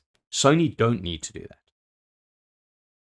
Correct. Right? Yeah. Sony do not need to say, we will have a subscription service that you will get God of War for free as part of that service, day and date. Agreed. They don't need to. They don't need to do that whatsoever. What they do need to do is continue focusing. Acquisitions are not like, who fucking cares? But what they need to do is, if you think of like the last 2 to 3 years of the PlayStation 4's life cycle, and you think of their E3 shows, they would go to E3, they'd be like, yeah, we've got 3 games we're going to show you. We're going to spend 20 minutes on each as a fucking presentation. And they need to take that ethos and just expand it and saying, we're not going to release 50 games from our first-party studios. We're going to release 10 games from our first-party studios in this year. And each and every single one of them, because of our acquisitions and our support, are going to be fucking killer. And that's a completely divergent pathing to what Xbox are doing with Games Pass. Games Pass is more like quantity over quality, even though quality does exist within their quantity. Whereas Sony are saying purely quality. And yes, I think both things are good for the industry, especially when they live side by side. So yeah, it's not a bold prediction. I mean, it seems fucking obvious to me. It's not bold, but it's not obvious. But that's because I think you're correct. Like, I think that's the right way of looking at it. I think that's the way Sony see things as well. Yeah, Basically, what I'm saying is I'm a CEO in waiting for Sony. I'm ready to make the big bucks, Jamie. That's what I'm saying. Will you make more or less than Robert Anticol? That remains to be seen, but I'd like to think you view it as at least a 9-figure CEO, Chris, when it comes to compensation. I appreciate that, but you know what? I'm willing to take a pay cut just because I'm so passionate about the industry. You know, I'll take a cool 10 mil. I don't need to be top 20. You know, this is why you're a good guy, Chris, and this is why whatever company you are CEO of will no doubt go from strength to strength in these increasingly troubled times. Yeah. But I think going back to what we were saying, I broadly agree. And hey, like, even I think one thing that's going to be completely true secondary to everything you're saying is that both tactics, no matter how different they seem on paper, will continue to work for each company. And the strength of Game Pass will continue to benefit Xbox and the associated brands, and the strength of Sony's full-priced quadruple A first-party titles that sell, 8-figure numbers each will also take the PlayStation brand from strength to strength. And in fact, talking about Game Pass is already evidence that it is doing the brand some good, because Xbox Series X and S, I believe, both had incredible Christmas periods, and the Series X in particular had a killer December, selling over 1 million units in the UK to date. In fact, I can confirm that my younger brothers are now the proud owners of an Xbox Series X, because apparently that's what all their friends are on, is the Xbox Well, that's ecosystem. what it's about, right? Like, it's what system is all your friends getting. Like, it doesn't matter if Xbox or PlayStation, which one's better. Doesn't matter about any of that. It's like, I'm playing my games on this console, so all my other friends are going to get that console, and vice versa. It's exactly what happened with them. And very hush-hush, in the meantime, Xbox One production has ceased, so RIP to, I was going to say one of the OGs, but it's kind of like one of the shit OGs. Like, RIP to the fuck-up that Xbox had to make to realise what they should have been doing the whole time, and I'm glad they got there eventually. Don Matrick. You can't make an omelette without breaking a few eggs, right? Yeah. I wonder how much Don Matrick made during his tenure in the run-up to and the launch of the Xbox One. But you know what is the most interesting thing for me? What? Is the Xbox Series S. Mm-hmm. What a fucking killer console that is when married with Game Pass.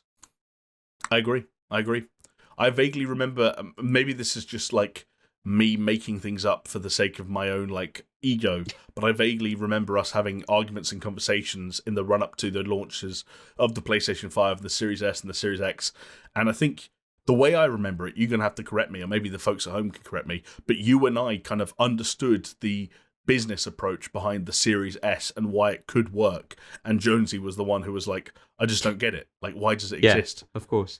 No, you're absolutely right. And it's not even that I think we thought it could work.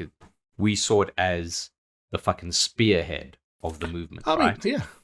And it makes perfect sense. And I still remember to this day that Jonesy was arguing with me about the Xbox Series S being a next-gen console. Right. When reality is, it doesn't matter about the resolution or frame rates. All that matters is have Xbox put it on a shelf next to a Series X and said, this is the cheaper next-gen console. This is the alternative. Yeah. Like, if the answer is yes, then that's what it is. Because, hey, guess what? My brother and my dad don't know what fucking resolution are, but they nearly bought a Series S this year if the X wasn't available. Yeah, exactly. And I remember Jonesy had an argument with me. I don't really mean to bring it up if he's not here to defend himself. No, this is the best time. It is the best time. Okay, good. Well, he did fucking say it, right? We talk about like Halo Infinite as a test case. It would be like 4K 60 was what Xbox Series X was gunning for. Yeah. And I said that there's no reason that they can't take that exact same game and have 1080 60. And Jonesy was like, Are you mad for that price? And blah, blah, blah. It can't happen. Look what's fucking happening. Yeah. Because it's like fucking simple. It's so obvious that that's what it was capable of. And that's what they were trying to go for. Yeah. And it makes so much sense. Like you say, like, just because we're fucking nerds that care about resolution and frame rate, like, the layman's person doesn't care that their game is running at 60 or 25 or whatever. Or they don't care if it's 4K, full res 4K or checkerboard 4K or 1080. You know, most people don't have a fucking 4K TV. So what point is having an Xbox Series X then? Exactly. Like, it just makes so much fucking sense. More so now than it did when they announced it, even though, toot my own horn that we fucking understood it to a T. Us and Phil Spencer and his Magic 8 Ball. I think that's really the only people who saw this coming. And you know what? Again, Jamie, CEO in waiting, right? Yeah. You know what? I could believe it. I don't know what kind of company, but I could believe it. We'll find out one day. And I'll say, as someone who doesn't even own a Series S or a Series X, I'm glad everything is kind of working out for all of the major console manufacturers at the moment. They're all doing their own thing, and they're all going about it in their own way. They're all they killing it, yeah. They all seem happy, like they're not stepping on each other's toes. And I'm sure somewhere, like in some random office somewhere in like Sega's headquarters, one of them's going like, why wasn't it like this when we did this? Like, why did we have to get iced out? Yeah, although I did read a great article this week about the Sega 32X attachment for the Genesis. Deary me. And it's a fascinating article. And like basically saying how Sega just shot themselves in the foot without any need. Well, do you remember, like, Nintendo did they make, or were they going to make something like that for the Nintendo 64?